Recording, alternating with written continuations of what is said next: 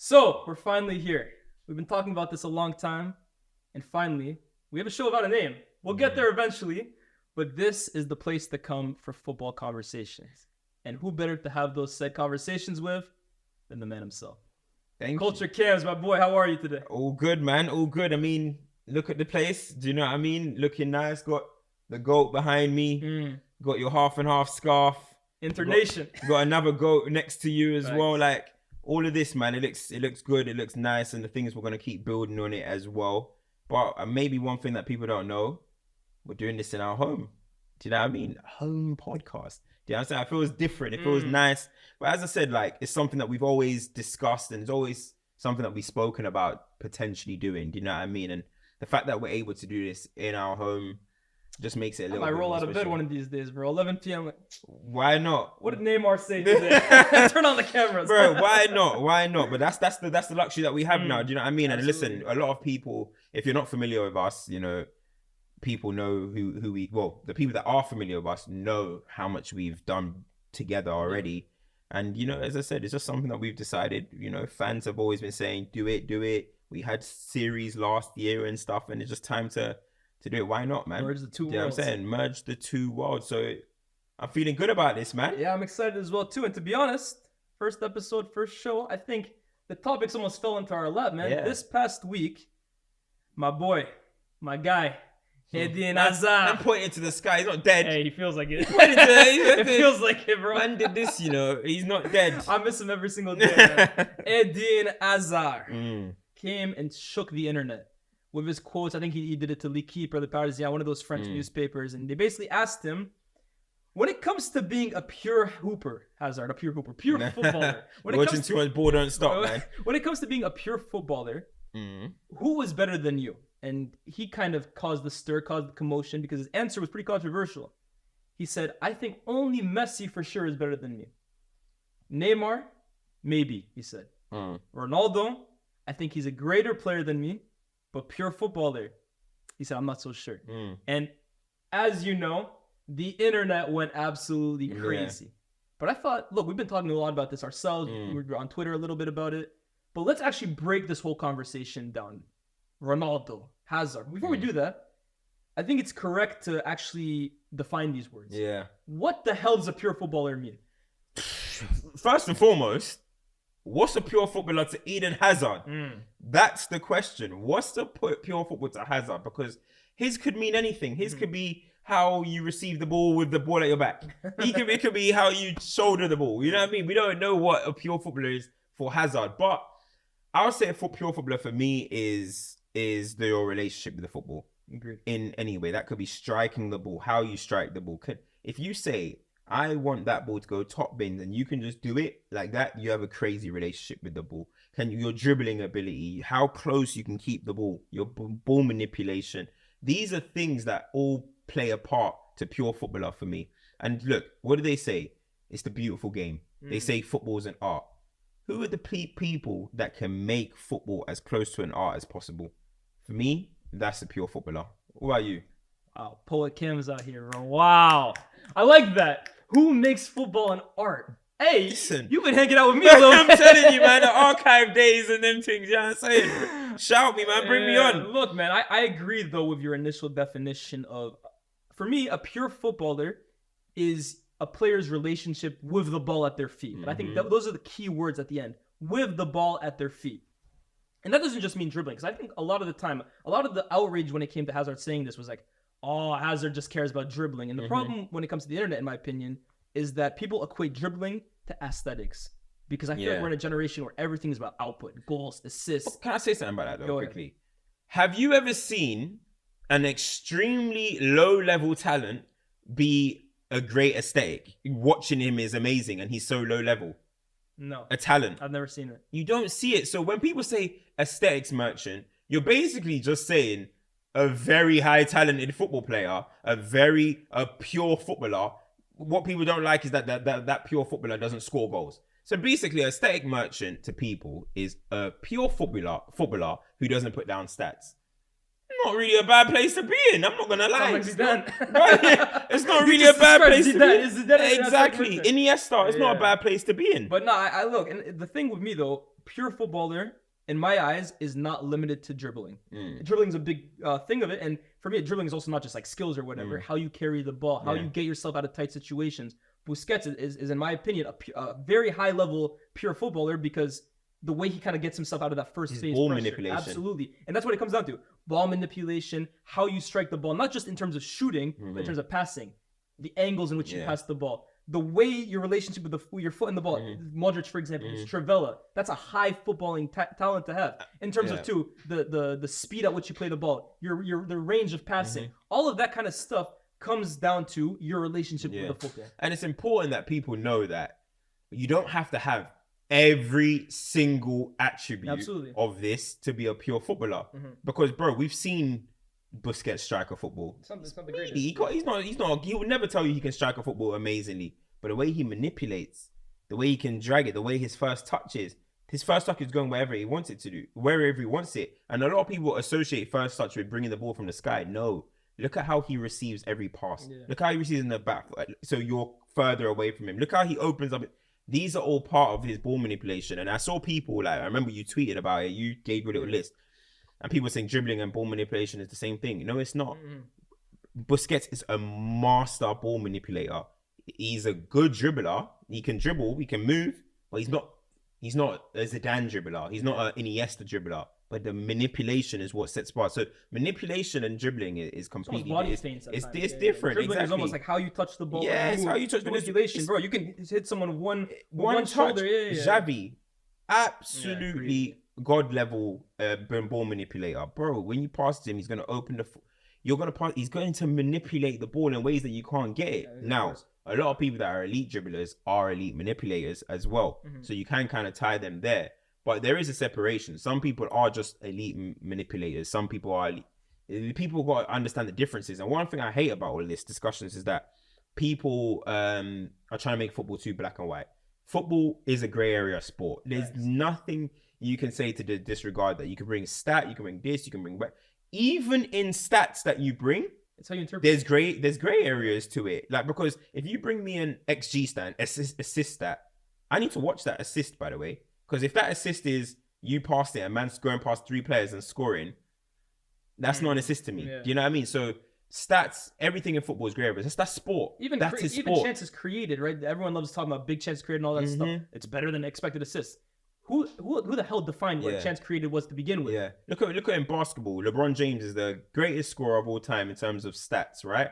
But people say he's not the greatest scorer. People say in terms of stats he is. People say he's not the greatest scorer. Why would they say that? Because they want to see his fadeaway game, his back to the basket, his mid-range, his 3-point, it's different. LeBron is an absolute paint beast. He's that get to the paint, drive out the rim, you ain't stopping him. Offensive game, but it's his offensive bag as deep as Kobe's, as the MJ's, as AI, as KD. This is the thing. Sport brings gray area. You know what I mean? And Hazard kind of just dropped his in there. Didn't say his definition and he let the world go crazy, man. Yeah, literally, man. I mean, and honestly, I think that's kind of the next place to go, right? Does Hazard have a point? Like, a lot of people thought Hazard was bugging out comparing himself to Cristiano Ronaldo. And I will say, he never said he was a greater player than him. He never said that, when it's all said and done, they should remember me over Ronaldo.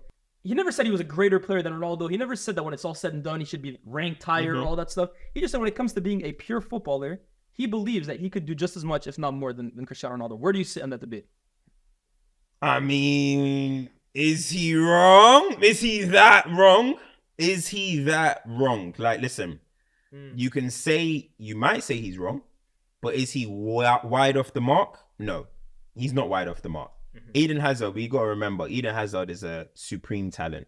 I call them premium talents, He's a premium talent. Like, he was a wonder kid. He was you can say 3 in a generation talent alongside Neymar and Pogba, I'd say, He was one of the 3-headed goats of that. Like, you know what I mean? The 3-headed. Take over the mantle. Yes, they were meant to be the ones, right?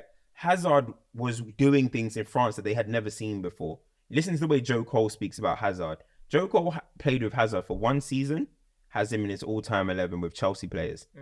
One season. He said he was a kid. And do you know what he says as well? He's the best. He doesn't say Drogba, Lampard. Joe Cole says Hazard is the best player I played with. He spent his whole career, John Terry, with Lampard, Drogba, Anelka, all these men. Hazard's the best he's ever played with. Hazard is a special talent. His dribbling, the way he passes the ball, the way he receives the ball, the way he manipulates the ball, the way he shields it, drags, left foot, right foot. He had a strong left foot. He could do pretty much everything with the football that you can imagine. And I'm talking about this word, relationship with the ball. Hazard's relationship with the ball was near perfection. It's beautiful. I always say, I think this is the best dribbler I've ever seen in the Premier League. Pure dribbling. I think this is the best dribbler I've ever seen in the Premier League. And you can probably throw Gianfranco Zolas, and you can throw in Hatem Ben Arfa's and Riyad Mahrez, and you can throw in some of these guys 100%. But for me, Hazard, in your words, is the creme de la creme. La creme de la creme. You know, he's the creme de la creme. We'll work on that pronunciation. I think he's the best at it, honestly. Yeah. But I'm going to let you go on Ronaldo, and then but what do you think about it? What do you think about this discussion before I get into Cristiano? Yeah, that was really the reason why I asked you to define the word, because I often feel like people sometimes spend more time arguing the semantics of a word and how they define it rather than actually like defining, they're debating the actual topic. If you can't make a when football becomes art compilation, you ain't a pure footballer.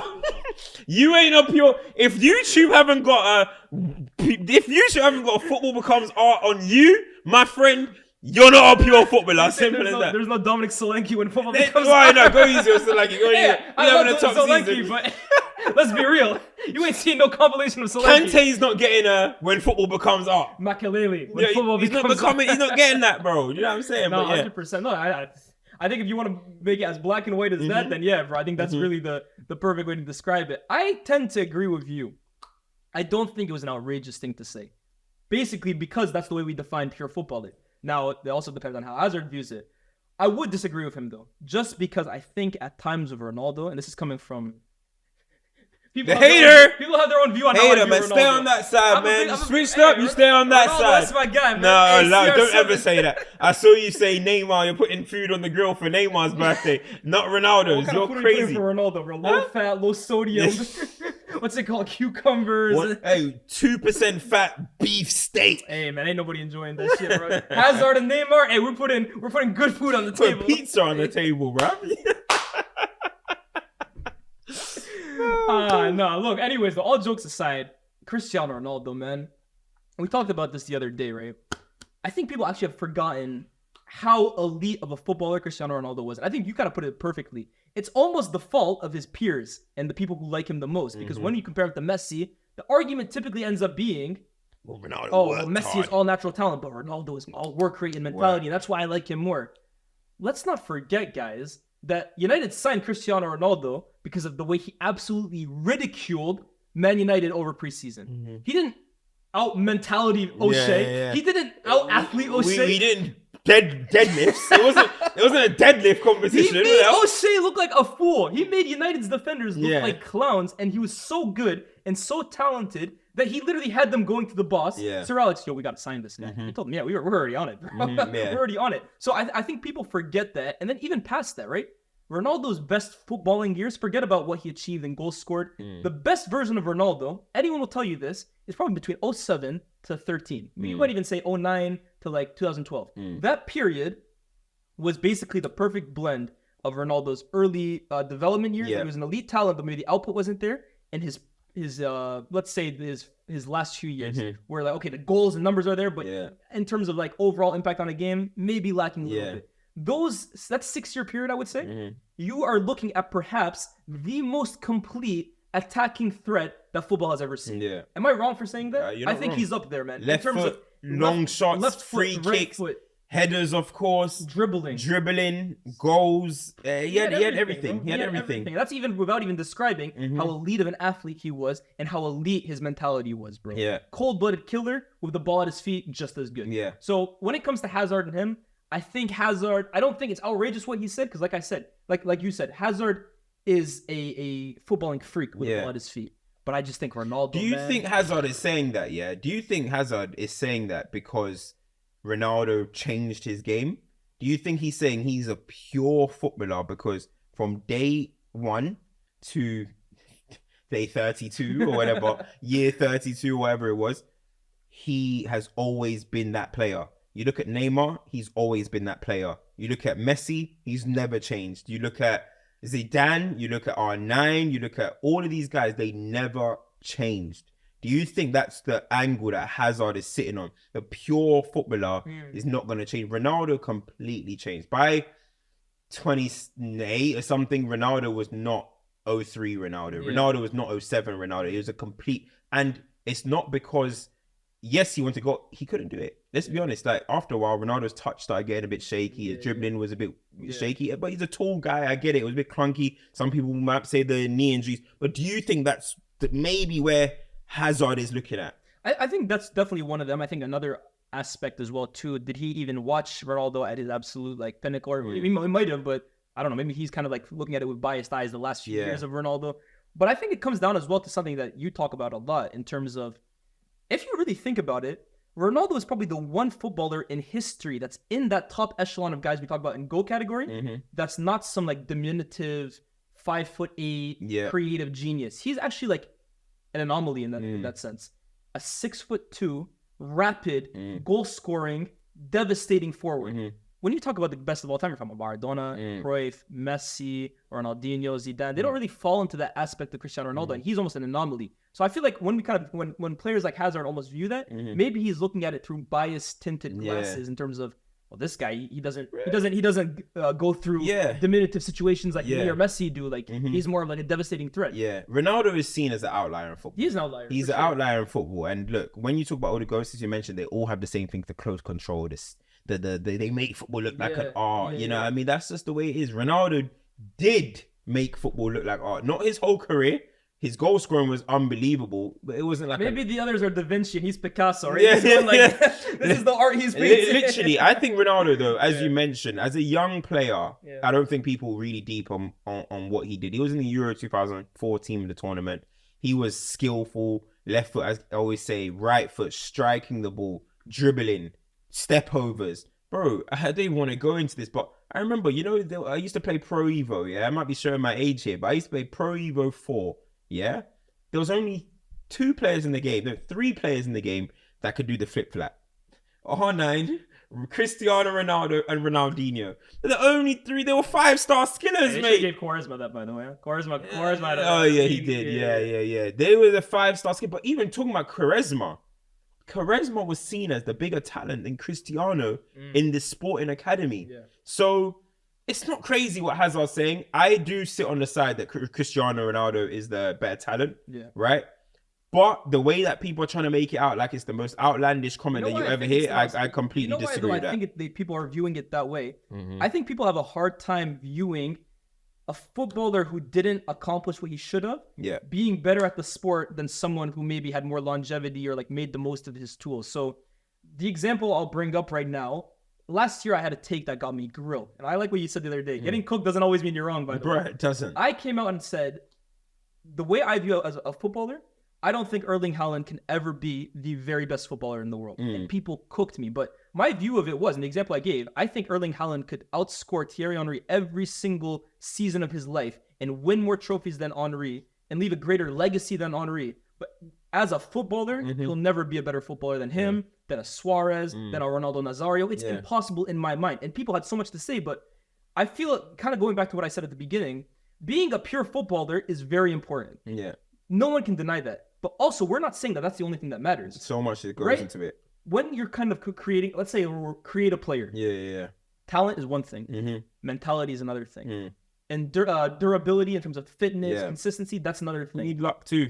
Luck as well is another big thing too. Circumstance. Do you choose like Neymar, for example? He's not a worse player because he went to PSG. He just made a terrible career choice that impacts the way we view him. It's the same talent that went to PSG. So all that kind of stuff comes into play when you're making footballing IQ. Another thing. So Thomas Muller, for example, is another example I'll throw out. He's not the greatest footballing talent. Is he a better footballing talent than Isco, for example? No. Not a chance. No. But who had the better career? Who went on to do greater things? Who'll probably be remembered longer than the other? It's Thomas Muller. That's the way football is. Simple as that. You have players. For me, I always say you have players, you have footballers. Right? They, of course, can mix. They can mesh. But when you're having a conversation about footballers, it's not always about who's the best player. There's nobody at Manchester City, in my opinion, if you sat them down and said, where do you rank Haaland in the best footballer? They'll probably have a laugh and be like, come on, Haaland even knows. Come on, that's why he's staying in the box. He knows. Yeah. He knows his limitations. And that's fine. Every player has their own role. Every player has their role. Yeah. Pep knows his limitations. Of course, they'll know that he's not up there with the best footballers. But if they said who's the best player, I'm sure they'll say Rodri, probably Haaland, De Bruyne. You know what I mean? Because football is about, you do have to affect the game. You do have to win matches. And Haaland's arguably the best in the world at that. Almost like throw it. Who brings the most value to it? Yeah, exactly. Yeah. Haaland's value is crazy. He's devastating. He's the most devastating player in the world, probably, alongside probably Kylian Mbappe. Yeah. So you can't really argue with that. But as a footballer, I think it's pretty clear. You ask people who's their GOAT. It's funny because the GOAT debate was Messi and Ronaldo, right? And people would always say Messi's the GOAT because he can do the goals, he can do the assists like Ronaldo, but he also can dribble and he can do the. So you're basically saying he's more of a pure footballer. But if you have the pure footballer debate now, it's not a word that people really like. So listen, I think everyone knows what you're trying to say, but it depends on the person that's being discussed. But I feel like today's game though, has made it more so than ever that the way we view a pure footballer is almost like disregarded. Yeah, you have, because stats have taken over the game. That's 100%. Why we're here to protect the game. 100%, because again, we've been watching football, let's say post 2000, post 2000 is when both of us started watching football, right? But even if you go past that, let's put on our historian glasses here. Footballia. Bring up footballia.com real quick. All right. Who are the best footballers that people regarded at the time, of all time? Maradona, Cruyff, Pelé, Zidane, Platini, Zico, Platini, Van Basten. To be fair, Van Basten. So now you're looking at more goal scorers, but also they were geniuses in their own right too. They're viewed as the best footballers of all time. Yeah. Beckenbauer. Has anyone ever said Gerd Muller, who I think at one point had the most goals in football history or anything, had the record for most goals in a year. Has anyone ever said Gerd Muller is better than Johan Cruyff? No. Never in their life. Never. Has anybody said Gary Lineker was better than Michel Platini? But Gary Lineker would laugh you out the park if you tried to say that he's better. The park. Has anybody said, let's think of the 90s, who was at the top? Paolo Rossi is still a little earlier, but has anyone ever said Paolo Rossi is better than, I don't know, Eusebio? Even DiMaggio. Roberto Baggio. You would never, ever hear someone of that era. We all knew who the best players were. It was the geniuses. It's the same thing, right? You see, when you talk about Owen as a generational talent and you talk about Wayne Rooney, right? Owen was mashing more works than Wayne Rooney. Yeah. I mean, he won the Golden Boot twice, back to back. As a talent, they're both, you can say, generational talents. But Wayne Rooney's the better football player. Yeah. It's the reality. He's the better pure footballer. Owen was a sensational generational talent, but Rooney was the better pure footballer. And that's why he's often the benchmark for English talents. Best English talent since Rooney, or Rooney's that standard. Is Foden that standard? Is this person that standard? Wayne Rooney as a pure footballer. There we go. Literally use that exact. There we go, and he's damn right about that too. So listen, I think it's all semantics, though. It's all about definition. Same thing with world class debates and elite, and it's all how do you define it's all how do you define it. But one thing we do need. It's Eden Hazard. You can't just drop a bomb like that. Come and explain yourself, bro. What do you mean by that? You know what I mean? You gotta come and explain what he means. I think, though, kind of to wrap this up, it is interesting that I think a lot of footballers actually share the view. Maybe not Ronaldo, Hazard. I mean, that's a specific. Yeah. But the way they view football is very similar to Eden Hazard. So, for example, right, Messi a few years ago in 2019, they asked him who are the best players in the world, bar you and Ronaldo. And he didn't say like the top goal scorers in the world. For example, I think Salah at that point was doing crazy work. In Serie A, Immobile, I think, was doing crazy work. Lewandowski. He didn't say any of those guys. Kane. He said the best players in the world from here: Neymar, Hazard, Suarez, Aguero. I think he threw in Mbappe. Okay, there are a few goal scorers in there, but if you really look at what the main mad ballers, they're all mad ballers. Bro. Yeah, same thing with Neymar, right? Like Neymar did his. Neymar did his. He put Messi, I believe. He put De Bruyne. He put Pogba. He put Hazard. Verratti, I think he put. He put Verratti. Yeah. You just saw Odegaard and who was the other one that did it? Jesus. Odegaard and Jesus. Theirs was more of like it was specific. For stories. But I think in general, like your boy, for example, Jack Grealish. When people talk about him, especially players. I speak to a lot of players that have played with him, and they're like, "Listen, this guy." Fake, like he's ridiculous. But listen, whenever people are trying to separate Gerrard, Lampard, and Scholes, whenever it's Gerrard, it's like, yo, this guy in training, bro, you can't get near him. Training is often when it comes to pros, because they all know how hard you work to get to that level. and now you're all doing it against each other regularly in an enclosed environment, that's when you're able to tell who's the most serious baller here. Because pressure of the pitch and the fans, and you can go on a pitch and be nervous. Might not, but in training when it just closed and it's just us, man. I always just say COVID season, the ballers came out. That's true. Martial started cooking. Martial said, "Hold on, I'm actually one of the premium ballers in this league." You know, no fans, no pressure.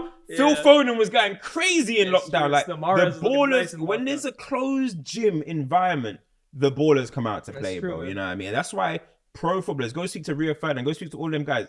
You talk to them, the only thing they'll say is, "Bro, I've been training."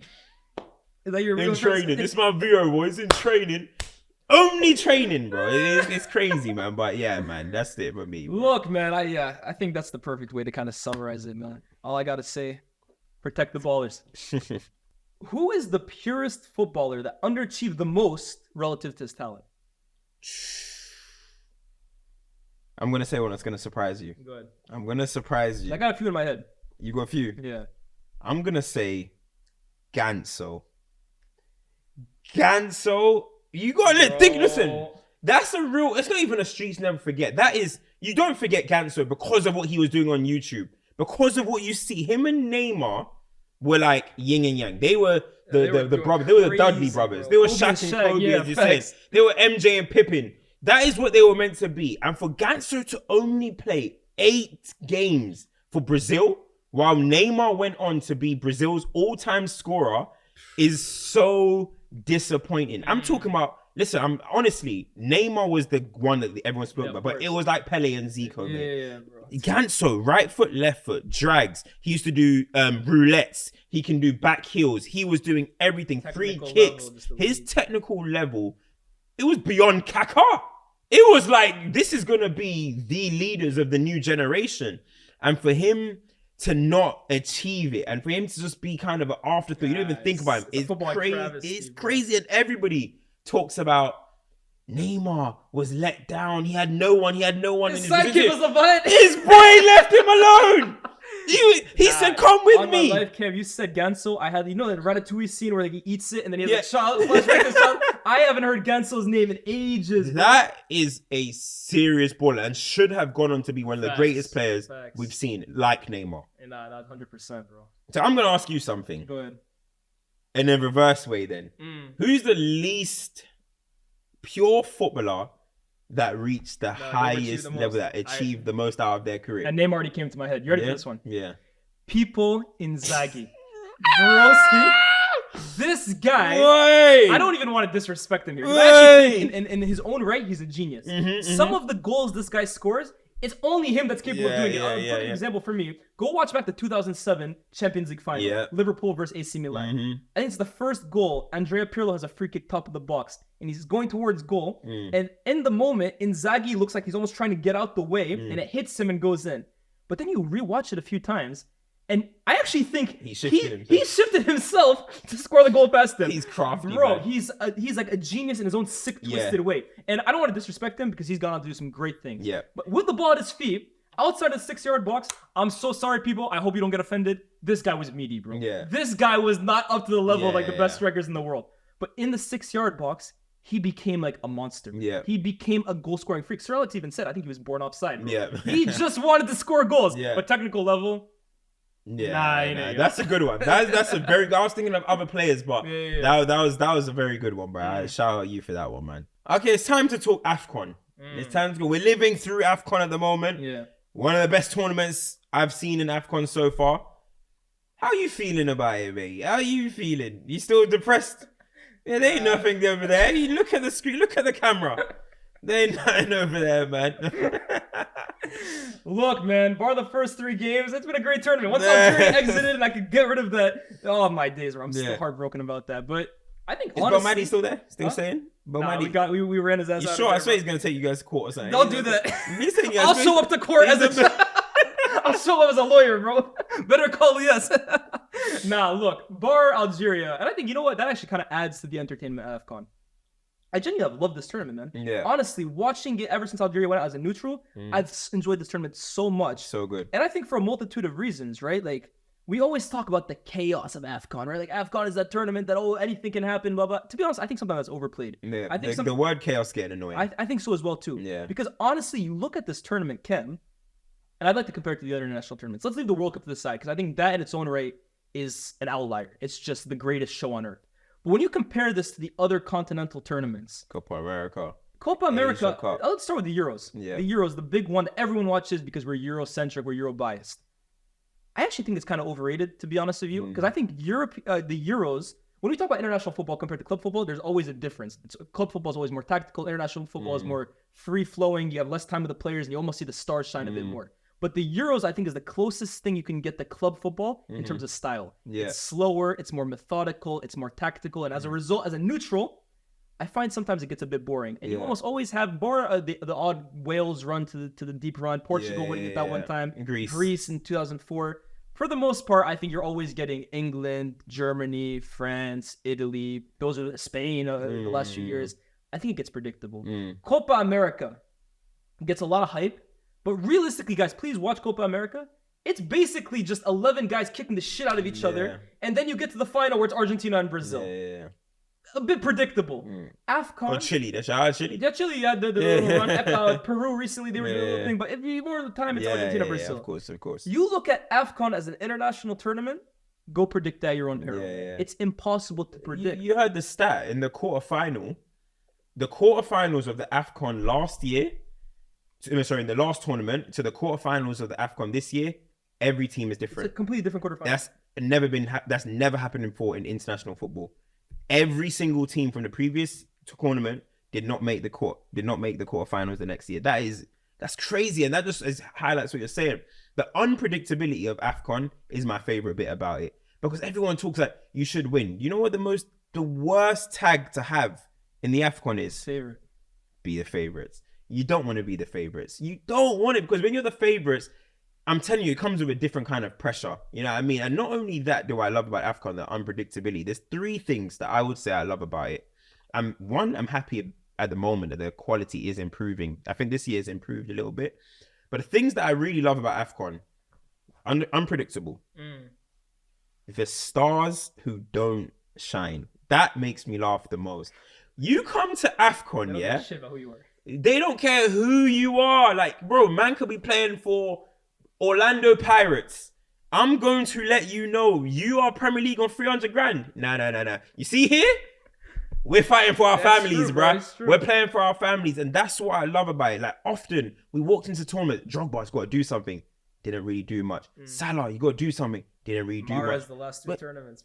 Yeah, I mean, Victor Osimhen, whoever, like, up to this point hasn't been the greatest. So it's like, no matter who you are on the European stage, the world stage, your reputation in AFCON goes back to level playing field with everyone else. In the Euros, we see the stars turn up. In the World Cup, we see the stars turn up. But in the AFCON, you can't predict who's going to be the star. Right now, I'm sitting here right now. I don't know who the player of the tournament is of the AFCON. And that's what I love about it. And the third thing I love about it is, I'm not going to lie, it's the fanfare, man. Yeah. Maybe because I'm African or whatever.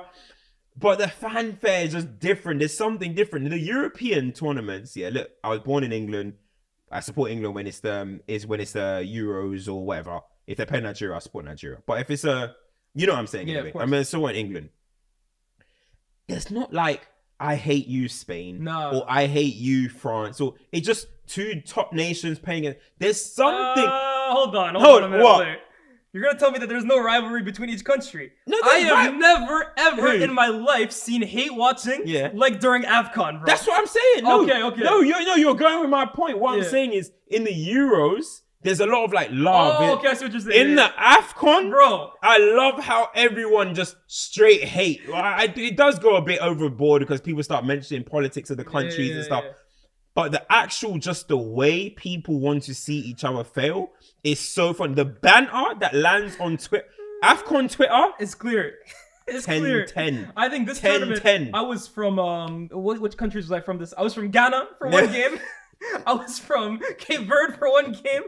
I was from everywhere. Anybody who plays, I said at the start of this tournament, I support Algeria, and I support anybody who plays Egypt. I'm telling you, Nigeria can't, if Nigeria win, but Ghana win at the same time, it's like, we go again next week. When Nigeria win and Ghana lose, It's double oh homicide. my gosh, bro. It's like life is so good. Like I can't post about Nigeria winning without mentioning and Ghana lost. Woo! Let's go. You know what I mean? That's true. why I love like it just brings out like so much like competitive pettiness as well. Love it. And then of course like the atmosphere at the AFCON as well, just seeing all these happy people. Everyone just seems happy and everyone's dancing. Celebration of football. I love it, man. I honestly love it. And one thing I'm happy about is that the quality is improving. And what I really want, bro,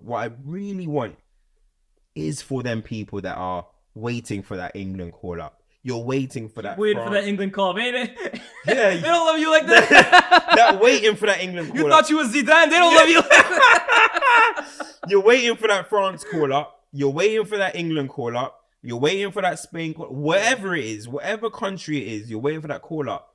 I'm hoping these guys start looking at these tournaments, True. seeing what people like Ademola Lookman is doing, seeing what Ola is doing. I'm just saying Nigeria because that's Not sure relatable for to Algeria. me. Riyad Mahrez, what he did. Riyad Mahrez is born in Saxe in France. Like, Exactly. He chose to play for his. And he Algeria. won. Yeah, and He's won forever going to be you lot 100%. until maybe somebody else comes and goes 100%. crazy. That's the GOAT for you guys. Yeah, okay. I'm sure you guys absolutely love Zidane and Benzema and we them, love man. him a bit more if he played for yeah, us. but you the love is different when you come in. Iwobi always talks about it. I don't want to draw out names and stuff, but when I'm seeing stuff like Tosin Adebayo, who's having a good season at Fulham, why are you not there with Nigeria? When I'm looking at Eddie Nketiah, why are you not there with Ghana? You know, when I look at these type of Callum Hudson-Odoi, why are you not there with Ghana? I don't get it. Listen, I can't question how much their relationship is with these guys. I don't know what their relationship is. And I think with sometimes Ghana. too, to give credit to these players as well too, I think the federations of each country still have a lot of work to do in terms of making it a good environment for these players to come in. But I completely hear your point. I agree. I know that's a good point as well. The federations need to do better.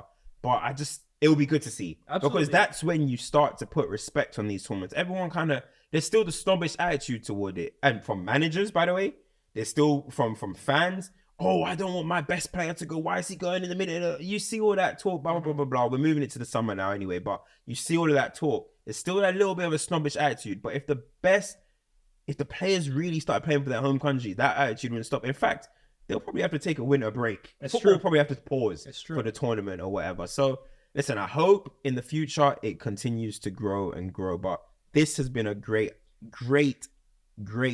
advert for the AFCON. I completely agree. Again, like putting aside the World Cup, this has really been one of my favorite tournaments. And as a neutral, my team went out in the first round. And still as a neutral, it's been one of my favorite international tournaments, excluding the World Cup, that I've seen in a long time. And I always say, right, we're on the topic of purity, right? International football is the purest form of the game because I don't want to disrespect the international managers. They do a great job. They have a tough job to do. They only see their players once every 3 months. But really, tactics are not the priority at AFCON or at any international tournament. But the best players on the pitch, mate. Absolutely, man. And watching these AFCON games, it gives me like feelings of like old Barclays. Like it's just like there's a bit of chaos. Like there's a bit of tactical inflexibility. Sometimes you'll see a guy in so much space. I wonder how the hell he got there. But that's football. Football should be an imperfect sport. The biggest thing that I always complain about in modern day football is that it's too overcomplicated. It's almost an exact science. People like Pep want to make everything like calculate the last exact number. Why is this player not here when the ball goes here? And listen, international simple as football is just like stop the ball going on that end. Get in that. Put the ball in that one. As simple as that. Sean Dyche for Algeria. We got a job opening for you. Simple as that. Stop the ball going there. Put the ball in that one. It's simple as that. That's what I love. Yeah, 100%. Just a quick shout out as well to the Asian Cup that's been going on right now as well too. You've had some again the unpredictability of it, right? Iraq winning all 3 of their games in the group stage. My good friend Faisal decides I want to go see Iraq in the round of 16.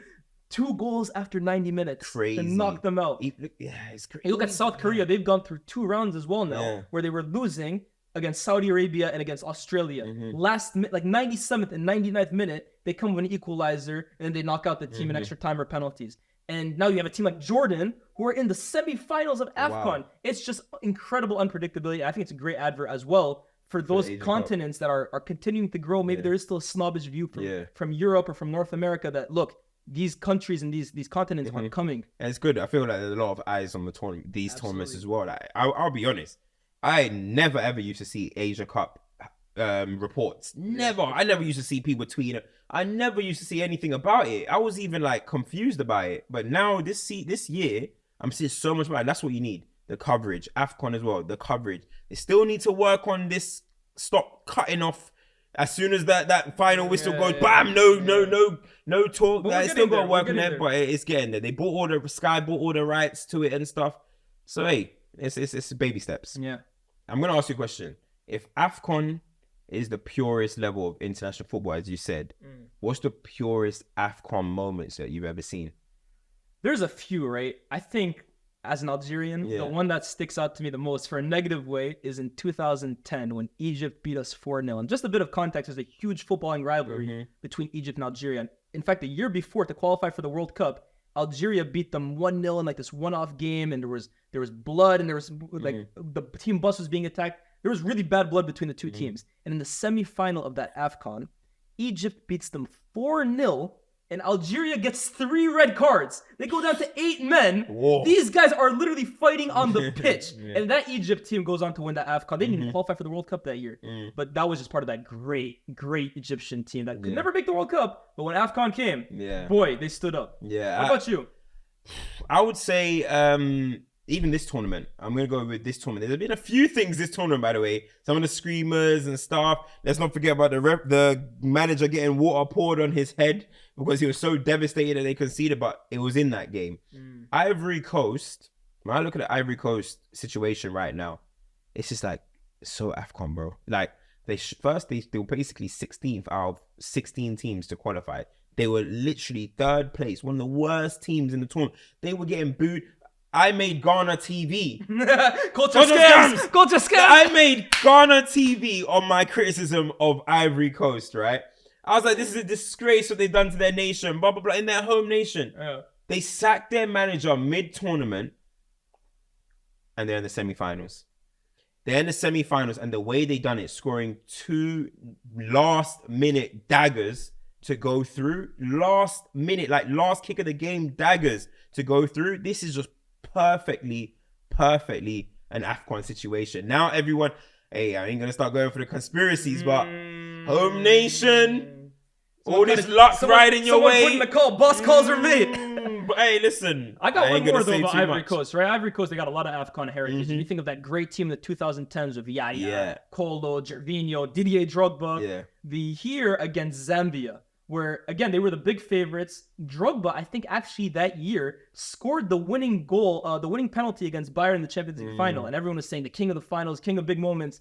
But let's not forget that same year, Drogba went off to AFCON in the final against Zambia, skied his same penalty. Crazy. And I think if you want to talk about what sums up AFCON more than anything, it's the big stars going to this tournament and kind of just crumbling. We saw Drogba, the king of the finals, crumble under the pressure. That's only happening at AFCON. Yeah, it's crazy. I think that pretty much covers everything that happened this week. Decent week for the first episode. How would you say it went? It was good, man. Enjoyable. I know the people are going to enjoy it as well.